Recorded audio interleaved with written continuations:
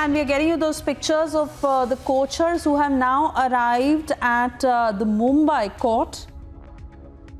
Remember, any time now the hearing is set to begin. They were to reach actually by 2 p.m. But those are first pictures coming in from Mumbai, where both Chanda Kochhar and Deepa Kochhar have now reached the court.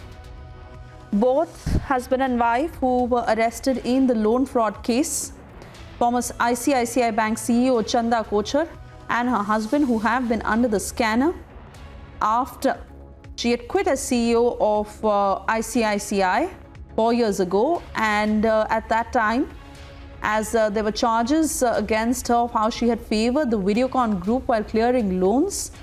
Those are charges that were denied by Chanda Kochhar.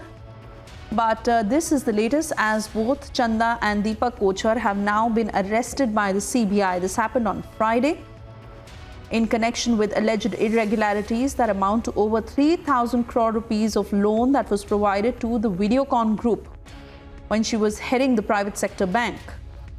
She was later forced to quit as CEO and managing director of ICICI Bank over these allegations.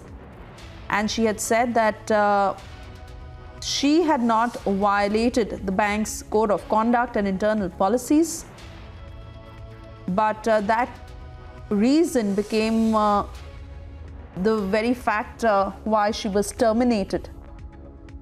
She's been accused of criminal conspiracy and cheating by the CBI for alleged irregularities in the loan that was granted to the Videocon group in 2012, amounting to the tune of 3,250 crores.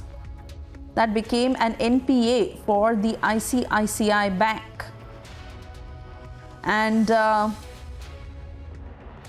whistleblower who had alleged how Deepa Kochhar had benefited from the dealing.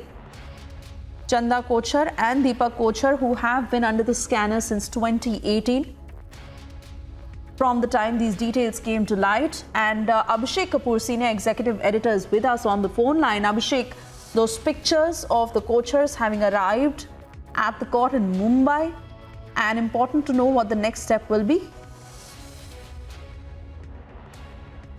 This is in the court, and the agency, I believe,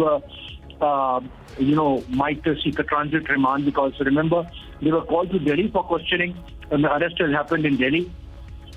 And it seems that the agency thought that maybe the couple was not really forthright, or they are suspecting the possibility of destruction of evidence.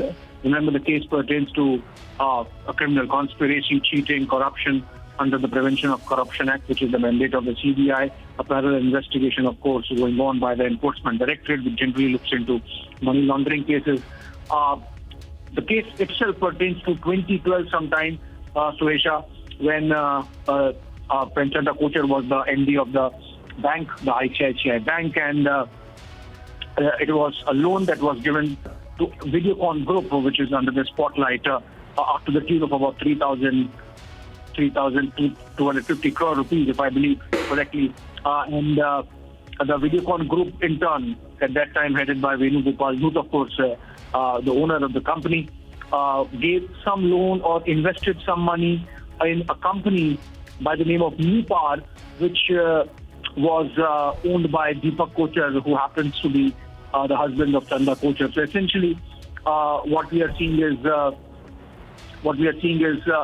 agencies are investigating the possibility of this investment by the Venu Gopal Dhoot company into Chanda Kochhar's husband's company as some sort of kickback, some sort of a proceed of corruption, and that is the reason why the case really came out. And now, of course, in the pictures we are seeing the couple being taken for transit remand. I think they might be, the obvious reason could be that the CBI wants to take them to Mumbai and to, look at documents, look at, as it is called in criminal investigation, the place where this happens, so the computers, the documents, whatever material connected with that case, that time, those loans, connecting the dots, so to say. So the agency wants to do that, and that's why this entire investigation. Remember, after a green light from the government, Right. The agencies have been going after corporate corruption. We have seen how the whole thing started with the Yes Bank and then HDIA among others, and almost similar cases. Those were also about kickbacks.